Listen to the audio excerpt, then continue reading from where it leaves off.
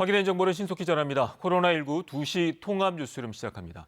오늘 오전 정부가 발표한 긴급 재난지원금 관련 소식부터 알아보겠습니다. 구체적인 지침이 발표가 됐는데요. 올해 3월 가구원에 부과된 건강보험료를 모두 합산해서 소득 하위 70%에게 긴급 재난지원금을 지급하기로 했습니다. 자세한 내용 이철호 기자가 설명해 드립니다. 정부가 발표한 긴급재난지원금 지급 기준은 본인 부담 건강보험료가 활용됩니다. 구체적으로 올해 3월 가구원에 부과된 건강보험료를 모두 합산해 하위 70%에게 긴급재난지원금을 지원하기로 했습니다. 선정 기준은 건강보험 직장 가입자와 지역가입자 가구, 직장과 지역가입자가 모두 있는 가구를 구분해 마련됐습니다. 직장 가입자의 경우 본인 부담 건강보험료가 1인 가구는 약 8만 8천 원, 2인 가구는 15만 원, 3인 가구는 19만 5천 원, 4인 가구는 23만 7천 원 이하면 지원 대상이 됩니다. 다만 소득 하위 70%에 해당하더라도 고액 자산가는 지급 대상에서 제외하는 걸 검토 중입니다. 적용 제외 기준으로 종합부동산세가 거론됐지만 오늘 발표에 포함되지는 않았습니다.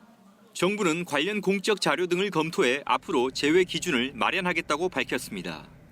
긴급재난지원금 지급 단위가 되는 가구는 올해 3월 29일 기준 주민등록표에 등재된 사람이 한 가구로 인정됩니다. 다만 피부양자 중 배우자와 자녀는 주소지가 달라도 생계를 같이 하는 경제 공동체라는 점에서 한 가구로 본다고 정부는 설명했습니다. 정부는 건강보험료가 지난해 소득을 기준으로 책정된 자료임을 감안해 이에 대한 보완책도 내놓았습니다. 최근 급격히 소득이 줄었지만 건강보험료에 반영이 안 된 소상공인 등에 대해서는 지자체가 여건에 따라 신청 당시 소득 상황을 반영할 수 있도록 할 방침입니다. KBS 뉴스 이철호입니다. 이번엔 각 지역별 상황 알아보겠습니다. 먼저 수도권 상황입니다. 서울시가 해외에서 들어오는 모든 사람들에 대해서 코로나19 검사를 하기로 했는데요. 오늘부터 잠실 종합운동장에 해외 입국자 전용 선별진료소 운영에 들어갔습니다. 또 집단 감염이 발생한 의정부 성모병원의 전수검사는 끝나는데 퇴원 환자 등의 확진은 이어지고 있습니다. 서울시청 연결합니다. 김진아 기자, 서울 잠실의 해외 입국자 전용 선별진료소 운영이 시작이 됐다고요? 네, 그렇습니다. 방금 오후 2시부터 서울 잠실 종합운동장에 마련된 선별진료소가 문을 열었습니다. 오늘 인천공항으로 입국한 서울 시민 중 무증상자는 집으로 가기 전에 이곳 선별진료소에서 검사를 받게 됩니다. 이곳은 개방된 공간에서 걸어가면서 검사를 받을 수 있는 도보 이동형 진료소인데요. 하루 1,000명까지 검사가 가능합니다. 서울시가 이처럼 입국자 전수 검사를 하게 된 건 최근 해외 유입 사례가 급증하고 있기 때문인데요. 서울 확진자 가운데 30% 이상은 해외 접촉 관련으로 발생 원인 중 가장 많습니다. 불가피한 이유로 이곳에서 검사를 못 받을 경우 거주지 인근의 선별진료소에서 반드시 검사를 받아야 하며 서울시가 이를 확인합니다. 그리고 의정부 성모병원의 집단 감염 상황도 우려가 되는데 전수검사가 끝났다고요. 결과 어떻게 나왔습니까? 네, 의정부 성모병원의 모든 의료진과 환자 등 2,800여 명을 대상으로 한 전수 진단 검사가 완료됐습니다. 그 결과 환자와 간호사, 간병인 등 양성 확진자가 15명이 나왔습니다. 퇴원한 환자나 다른 지역에서 이 병원을 방문했다 확진을 받은 사람은 포함되지 않은 수치인데요. 오늘도 이 병원에서 퇴원한 50대가 추가 확진을 받았고 확진 간병인이 다녀간 목욕탕에서도 2명이 확진 판정을 받는 등 관련 확진자는 최소 30명으로 늘었습니다. 또 서울에서는 뮤지컬 오페라의 유령 출연자 중 2명이 확진을 받았는데요. 확진자와 접촉한 사람과 같은 호텔 투숙객 등 180여 명에 대해서 진단 검사가 진행 중입니다. 방역당국은 이 공연 관람객 8천여 명에 대해서도 모니터링할 계획입니다. 한편 서울시는 오늘 집회 금지 명령에도 불구하고 주말 현장 예배를 강행한 사랑제일교회 관계자와 예배 참석자들을 경찰에 고발했습니다. 또 이번 주말 여의도에 상충객들이 몰리는 것을 막기 위해 윤중로 부근의 버스 정류소 7곳을 폐쇄하고 버스 노선도 임시 우회키로 했습니다. 지금까지 서울시청에서 KBS 뉴스 김진아입니다. 대구 경북 상황입니다. 오늘 추가 확진자는 14명으로 집계됐습니다. 수치상으로는 다소 안정기에 접어들었다고 볼 수 있는데요. 하지만 코로나19 확진 판정을 받은 내과 의사가 숨졌습니다. 국내 첫 사례입니다. 대구로 갑니다. 이지은 기자, 코로나19 확진 판정을 받은 의료진 오늘 숨졌다고요? 네, 경북대병원에 따르면 코로나19에 감염돼 중환자실에서 치료받고 있던 대구 지역 내과 의사 59살 A씨가 오늘 오전 숨진 것으로 확인됐습니다. A씨는 지난달 19일 코로나19 확진 판정을 받았는데 환자 진료 과정에서 감염된 것으로 알려졌습니다. 국내에서 코로나19와 관련해 의료인이 사망한 사례는 처음으로 자세한 내용은 중앙방역대책본부에서 밝힐 것으로 보입니다.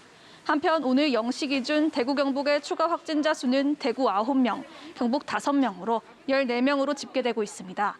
대구에서 추가 확진자가 한 자릿수를 기록한 건 첫 확진자가 나온 지난 2월 18일 이후 처음입니다. 대구시는 또 최근 일주일 사이 일반인 확진자가 22명으로 집계됐고 이 중 감염 경로가 불분명한 확진자는 8명이라고 밝혔는데요.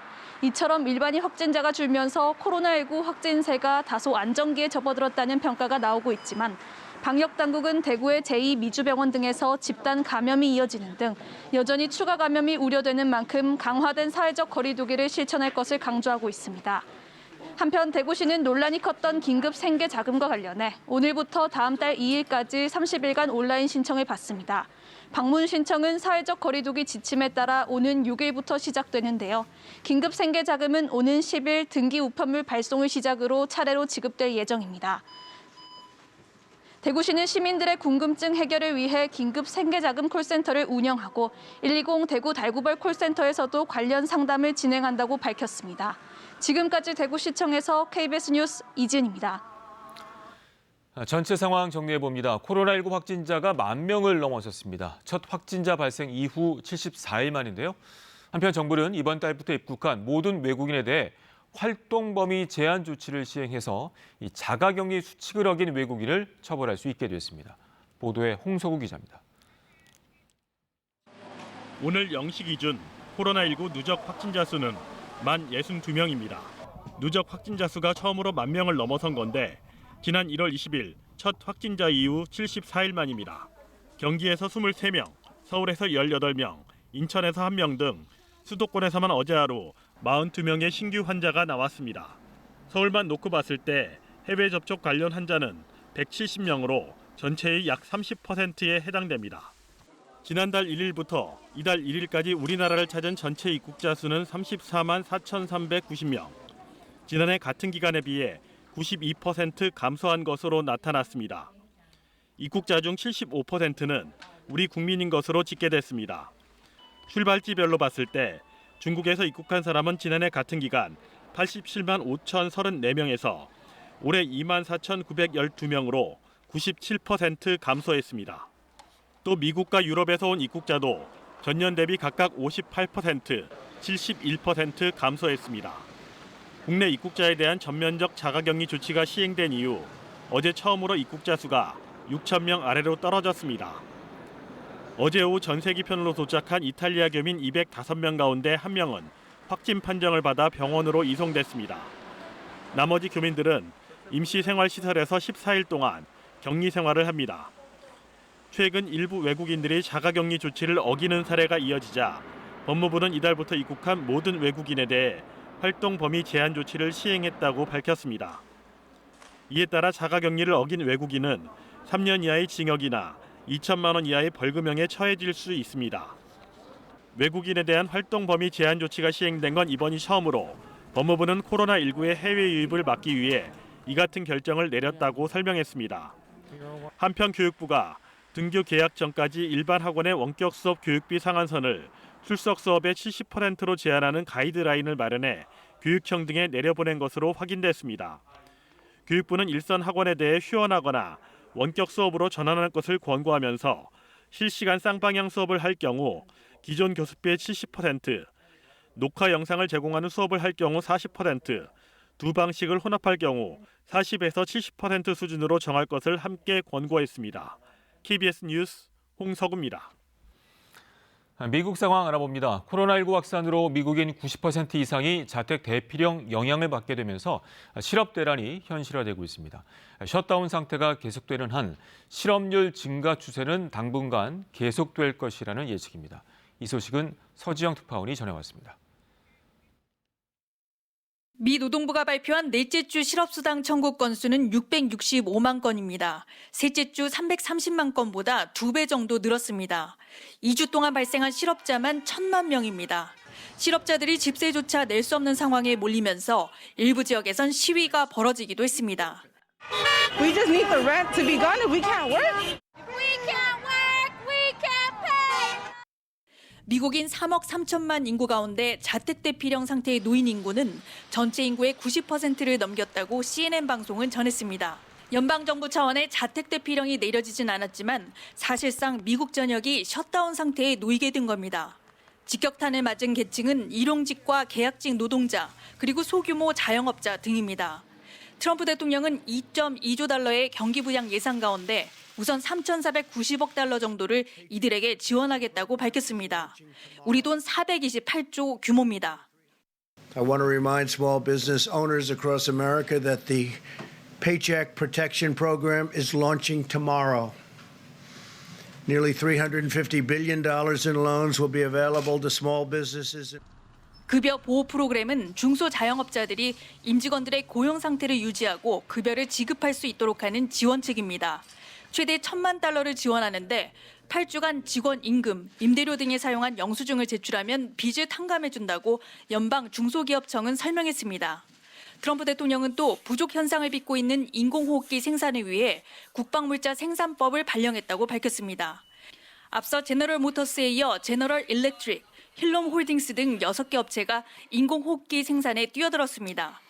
연일 장시간 브리핑을 이어가고 있는 트럼프 대통령은 두 번째 코로나19 검사에서 음성 판정을 받았다고 밝혔습니다. 버지니아에서 KBS 뉴스 서지영입니다. 잠시 뒤 중앙방역대책본부의 정례 브리핑이 있을 예정입니다. 먼저 이충환 의학 전문 기자와 함께 현재 상황 알아보도록 하겠습니다. 자, 이 기자, 확진자가 74일 만에 이제 10,000명을 넘어섰네요. 현재 상황 좀 정리를 해볼까요? 네, 그렇습니다. 1월 20일 날 처음 국내 확진자가 생겼고, 네.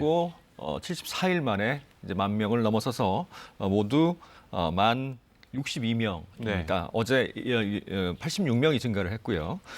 지금 근데 완치자가 또 6,000명을 넘어섰습니다. 그렇죠. 그리고 현재 치료받고 있는 사람은 3,800여 명인 상태입니다. 지난 3월 12일 날 치료 중인 환자가 7,400명으로 정점을 찍었고 네. 계속 확산세는 조금씩 줄어서 하루에 100여 명씩 확진자가 늘고 있는 상황입니다. 자, 이제 잠시 뒤에 중앙방역대책본부의 브리핑 시작이 될 것 같습니다. 직접 들어보겠습니다. 코로나 바이러스 감염증 19 국내 발생 현황에 대해서 말씀드리겠습니다.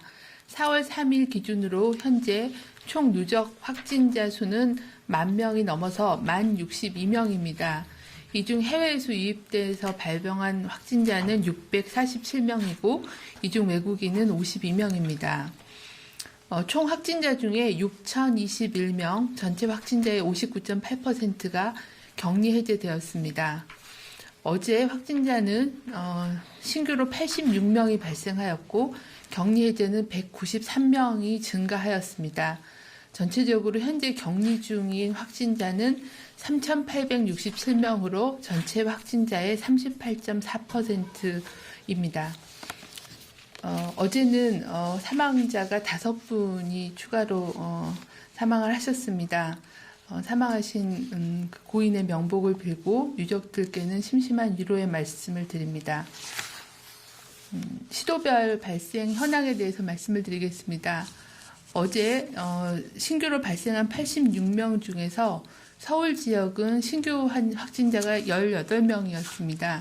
18명은 주로 해외 유입 관련된 사례가 대부분을 차지하였고 만민중앙선교교회하고 관련된 유행조사가 계속 진행 중에 있습니다. 대구 지역은 9명으로 보고를 하셨습니다. 계속 진행되고 있는 제2미주병원 관련된 신규 환자와 다른 병원 노출로 인한 추적 검사로 환자가 확인되고 있고 일부 해외 유입 사례도 보고가 되고 있습니다. 경기 지역이 제일 많이 보고가 되었습니다. 23명이고 의정부 성모병원과 관련된 집단 발병에 대한 조사가 진행 중으로 이와 관련된 추가 확진 환자에 대한 보고가 많았습니다. 강원 지역도 마찬가지로 의정부 성모병원 관련된 유행 조사와 관련된 사례가 보고가 되고 있습니다. 경북 지역이 5명 보고가 되었고 경산시의 서요양병원 관련돼서 추가 조사를 하는 과정 중에 추가로 확인된 사례가 보고되었습니다. 어제는 검역 단계에서 확인된 확진자는 22명이었습니다. 경기도 의정부시 소재 의정부 성모병원과 관련해서 전일 대비 확진자가 5명이 추가로 확인되었습니다. 현재까지 총 27명의 확진자가 확인되었고 감염 경로 및 접촉자에 대한 조사가 진행 중으로 관련된 사례에 대한 보고가 증가할 것으로 보고 있습니다. 현재까지 확인된 27명은 환자 10명, 직원 10명, 환자 가족 및 방문객이 7명이었습니다. 입원 중인 환자는 현재 동일 집단 격리를 하고 있고 접촉자는 자가 격리하였으며 감염 경로 및 접촉자에 대한 조사가 계속 진행 중에 있습니다. 대구 달성군 소재의 2개 의료기관에서 전일 대비 6명이 추가로 확진되었고 서구 소재 의료기관인 한신병원에서 1명이 추가로 확진되었습니다. 경북 경산시 소재의 의료기관인 서요양병원과 관련해서 전일 대비 4명이 추가로 확진되어 현재까지 총 65명의 확진자가 확인된 상태입니다. 최근 들어 전 세계적으로 코로나19 감염증 유행이 확산되고 있고 해외 유입 환자가 증가함에 따라 정부는 모든 해외 입국자에 대한 검역과 관리를 강화하고 있습니다. 어제 신규로 해외 유입으로 확인된 환자는 총 38명이었습니다.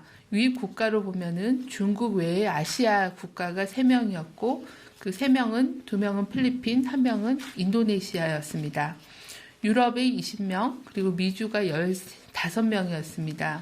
확인은 입국 당시에 검역 단계에서 확인된 환자가 22명, 지역사회에서 확인된 확진자가 16명이었습니다. 국적으로는 2명이 외국인이었습니다. 현재까지 해외 유입된 환자의 총 누계는 647명이고 이 중에 외국인은 52명으로 8%, 내국인은 595명으로 92%를 차지하고 있습니다. 모든 국가의 입국자는 발열 체크 및 건강 상태 질문서를 받게 됩니다. 유증상자는 내외국인 관계없이 공항 검역소에서 시설 대기하면서 진단 검사를 실시하고 있고 입국 시 증상이 없는 경우에는 14일간 자가격리하고 단기 체류 외국인은 시설 격리하고 유럽 입국자에 대해서는 진단검사를 실시하게 됩니다. 해외 입국자는 공항 도착 후에 반드시 바로 집으로 귀가하실 것을 당부드리고 자차나 아니면 해외 입국자 전용 공항 버스와 KTX 전용칸을 이용하고 이용 중에는 반드시 마스크를 착용해 주실 것을 당부드립니다. 또한 자가격리 기간 중에 가족 간의 전파가 보고되는 사례가 일부 발생하고 있습니다. 이런 가족 간의 전파를 막기 위해서는 개인 물품들을 별도로 사용하고 또 가족 또는 동거인과 접촉하지 않는 등 자가격리 지침을 반드시 준수해 주실 것을 당부드립니다. 가족 또는 동거인도 자가격리 대상자와 접촉할 때는 반드시 마스크를 쓰고 2m 이상의 거리를 두고 또 집안은 자주 환기시키고 또 손길이 많이 닿는 곳과 화장실 등은 수시로 소독을 해주시기를 당부드립니다. 의심 증상이 생기면은 바로 담당자 또는 자가격리자 안전보호 앱을 통해서 연락을 하고 반드시 검사를 받아주실 것을 당부드립니다. 정부는 4월 5일까지 강도 높은 사회적 거리 두기를 시행하고 있습니다. 최근에 종교 행사하고 관련된 집단 발생이 보고가 되고 있어 주말에 종교 행사와 관련한 각별한 주의를 다시 한번 당부를 드립니다. 서울 구로구 소재 만민중앙성결교회의 경우에는 3월 6일부터 온라인 예배로 전환하여 대규모의 노출은 방지할 수 있었지만 온라인 예배 진행과 관련하여 400여 명의 접촉자가 발생하여 총 접촉자 중에 10%인 41명이 확진되었습니다. 또한 확진자와 관련돼서 직장 등 6개소에 140명의 접촉자가 추가로 발생하여 그중에 4명이 확진된 상태로 총 45명의 확진자가 발생하였습니다. 또한 충남 부여군 소재의 규암 성결교회의 경우에는 교인 350명을 대상으로 현재 검사가 진행 중이나 현재까지 7명의 확진자가 발생하였고 또한 2차 감염으로 인한 직장 관련된 접촉자가 32명이 발생해서 조사가 진행 중에 있습니다.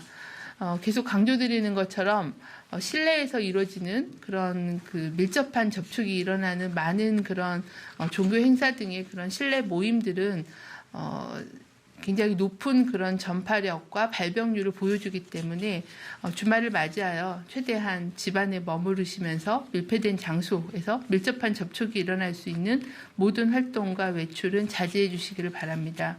또한 손 씻기, 기침 예절 등의 개인위생 수칙을 준수해 주실 것을 다시 한번 당부드립니다. 이상입니다.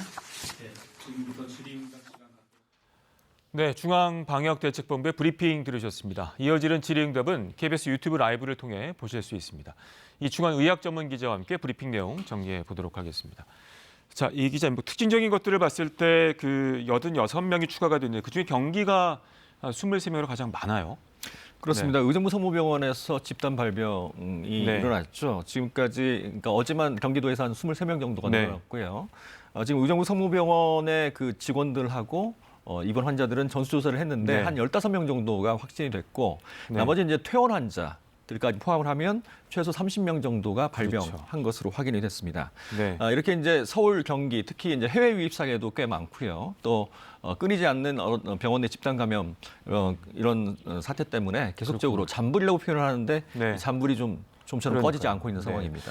전반적인 이제 패턴들을 보면 이제 해외 유입 사례하고 지금 지적을 해주신 것처럼 병원이나 종교 시설에서 이렇게 집단 감염, 산발적인 집단 감염이 이어지고 있는데 또 얘기 나오는 것 중에 하나가 그 강력한 사회적 거리에 대해서 4월 5일까지 진행이 된다라고 얘기를 했습니다. 여러 번 언급이 됐습니다만 이제 지속 가능한 생활 방역 체계 언급도 나왔었고요. 뭐 내일이나 내일 모레 정도에 또 다른 지침이 나오겠죠? 어떻습니까? 사실 내일 모레까지, 그러니까 4월 5일까지 이제 강력한 사회적 거리두기를 2주간 우리가 시행을 하고 있는 상황이죠. 물론 이런 어느 정도 효과가 있는 것 같습니다. 물론 산발적인 집단 감염은 계속 멈추지 않고 있지만 만약 이런 강력한 사회적 거리두기를 하지 않았다면 하루에 100명 이하로 확진자가 느는 거는 저희가 이제 그렇게 할 수가 없었을 것 같습니다. 그렇죠. 지금 앞에서 말씀드렸지만 3월 12일 날 치료받는 환자가 7,400명으로 정점을 찍었고요.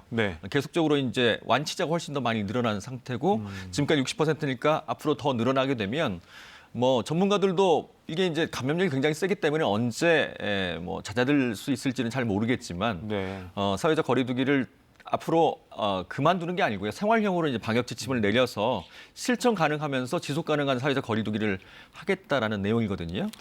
그게 이제 실천이 되면 4월 말쯤에는 이보다는 좀 더 줄어들 것 같지 않나. 개선은 될 것이다. 생각을 해봅니다. 알겠습니다. 자, 그리고 또 이제 언급된 것 중에 하나가 자가격리에 대한 문제가 나왔습니다. 앞서 리포트에서도 이제 자가격리를 위반한 외국인 같은 경우에 처벌이 가능하도록 이제 조치가 됐는데 이 자가격리자가 27,000명이네요. 그렇습니다. 27,000명 굉장히 많은 숫자죠. 그러니까 해외 입국 사례가 2만 명에 육박합니다. 해외 입국하신 분들은 이제 이틀 전부터 계속 자가격리 할 수 있도록 했기 때문에 그런데 문제는 해외 유입 사례 500여 건을 조사를 해봤는데 가족 간 전파가 41건이나 나타났습니다. 10% 이야기는 하지만 상당히 많은 숫자죠. 그래서 가족 간 전파, 그러니까 자가격리를 하면서도 동거인이나 가족에게 전파하지 않을 수 있도록 좀 여러 가지 수치를 지켜야겠다. 가장 중요한 것은 마스크 착용과 이제 손 씻기라고 볼 수 있습니다. 특히 화장실을 같이 사용하게 되면 이 손잡이 같은 걸 누를 때 손을 통해서 감염될 수 있기 때문에 화장실 소독도 좀 철저하게 해달라라고 방역 당국이 좀 당부하기도 했습니다. 그리고 또 가족 간에 개인 물품 사용하는 것도 중요할 것 같아요. 그러니까 물품 손을 통해서 전파가 될 수 있기 때문에 물품을 같이 사용하게 되면 또 손에 묻어서 전파가 일어날 수 있기 때문에 개인 물품을 사용하는 게 좋겠죠. 알겠습니다. 좀 세계 상황을 좀 알아보도록 하겠습니다. 전 세계 코로나 확진자 수가 이제 100만 명을 돌파를 해서요. 그렇습니다. 50만 명이 일주일 전이었는데 일주일 만에 2배, 100만을 넘어섰고요. 사망자도 5만 명을 넘었습니다. 가장 가파른 상승세를 보이는 게 미국이죠. 하루에 3만 명씩 증가하고 있는 상황이니까요. 지금 24만 명을 넘어섰는데 다행인 것은 유럽, 특히 이탈리아는 한 10일 전부터 이 증가폭이 좀 줄어들기 시작해서 지금은 완연하게 증가폭이 네. 많이 줄었습니다. 스페인도 지금 감소세로 돌아섰다고 하니까요. 증가폭이 감소세로 돌아섰다고 하니까요.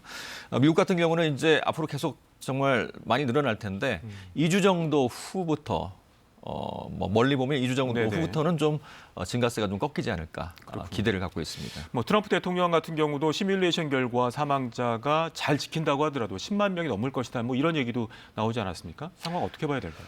그렇습니다. 지금 24만 명이면 네. 이게 뭐 하루에 3만 명, 지금 또 하루에 4만 명, 5만 명 네. 늘 수 있기 때문에 50만 명 훌쩍 넘어갈 것 같고요. 많게는 100만 명까지 가게 되면 사망률을 1%만 봐도 1만 명이 넘고요. 그렇죠. 네. 그래서 미국의 의료 시스템이 또 사실은 병원의 문턱이 상당히 높은 그런 의료 시스템이기 때문에 네. 사망자도 많이 늘어날 수 있을 가능성이 높다고 볼 수 있습니다. 네. 또 미국 같은 경우에는 이제 마스크 착용에 대해서도 이제 좀 전향적으로 검토를 하고 있는 것 같아요. 그렇습니다. 사실 마스크 착용이 네. 본인을 위한 거라기보다는 다른 사람에게 전파를 차단하는 데 큰 효과가 있거든요. 지금 지역사회 전파, 특히 그 미국 같은 경우는 네. 지역사회 전파가 광범위하게 나타난 걸로 보이기 때문에 본인을 위해서도 또 특히 다른 사람한테 전파를 차단하기 위해서도 마스크 착용은 중요하다고 보고요. 또 미국 당국도 그렇게 이제 내용을 안내하는 것 같습니다. 알겠습니다. 자, 이번에 일본 상황 좀 짚어보도록 하겠습니다. 일본도 만만치 않은 것 같아요.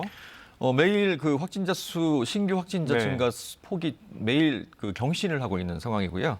어제 하루에 276명이 증가를 했는데 특히 심각한 것은 도쿄입니다. 도쿄도에 100명 가까이 증가를 했습니다. 그래서 속보를 보니까 지금 거기도 생활치료시설을 마련을 해서 경증 환자는 주로 호텔 같은 시설들 한 1000실 정도를 마련을 해서 경증 환자들은 그쪽으로 안내를 하겠다라고 발표가 나온 것 같습니다. 알겠습니다. 자, 그렇다면 이게 처음 가보는 첫 바이러스이기 때문에 예측하기 사실 상당히 조심스럽지 않습니까? 이제 안정화 단계라고 하는 게 결국에는 치료제나 백신이 나와야 된다고 볼 수 있을까요? 어떻게 보시는지? 사실 백신은 네. 앞으로 1년 또는 1년 반 최소입니다. 보통 백신 개발 기간이 한 7, 8년 걸리거든요. 아무리 빠르게 나온다고 해도 내년 네. 하반기 정도일 것 같고요. 일단은 중국에서 2월 달 우한에서 네. 450여 명을 대상으로 해서 렘데시비르라고 하는 항바이러스제에 대한 임상 시험을 했는데 그 결과가 오늘 나온다고 했는데 아직 발표는 되지 않았습니다. 네. 전문가들은 이 렘데시비르가 그래도 중증 환자한테 상당히 효과가 있을 것이라고 기대를 하고 있는 상황이고요. 에볼라 치료제. 원래 에볼라 치료제인데 네. 에볼라 치료제로 개발을 하다가 효과가 좀 미미해서 폐기가 된 상황이었는데 이게 이제 안전성 같은 건 어느 정도 나와 있기 때문에 만약 효과가 있다 그러면 뭐 전 세계적으로 사용할 수 있는 그런 상황이 되는 거죠. 현재로 봤을 때는 새로운 약물을 개발하기 어려우니까 기존 약물 중에서 효과가 있는 것들을 검증하고 있는 거죠. 그렇습니다. 가장 효과가 있을 것으로 기대되는 게 렘데시비르입니다. 알겠습니다. 이충원 기자 수고 많았습니다. 현재 서울은 15.6도까지 올랐습니다. 오늘 서울의 낮 최고 기온이 17도까지 오르면서 오늘까지는 포근한 날씨가 이어지겠습니다. 하지만 주말인 내일부터는 바람이 불면서 쌀쌀해지겠습니다. 북서쪽에서부터 찬 공기가 내려와 내일 서울의 낮 최고 기온은 12도로 오늘보다 5도가량 낮겠고 모레 아침에 0도까지 내려가면서 다소 춥겠습니다. 대기는 더욱 건조해졌습니다. 서울과 경기 일부, 대구와 경북 일부 지역엔 건조경보가, 그 밖에 전국 대부분 지역엔 건조주의보가 내려져 있는 상태입니다. 대기가 건조한 가운데 동해안 지역엔 강풍 예비특보까지 내려져 있는 상태인데요. 작은 불씨가 큰 불로 번질 수 있어 계속해서 산불 조심하셔야겠습니다. 현재 전국이 맑은 가운데 수도권 지역에선 미세먼지 농도가 다소 높게 나타나고 있습니다. 오후에도 맑은 날씨가 이어지겠고 바람이 점차 강해지겠습니다. 낮 기온은 서울이 17도, 광주와 부산이 18도, 대구 20도, 강릉 21도 등으로 전국이 20도 안팎까지 오르겠습니다.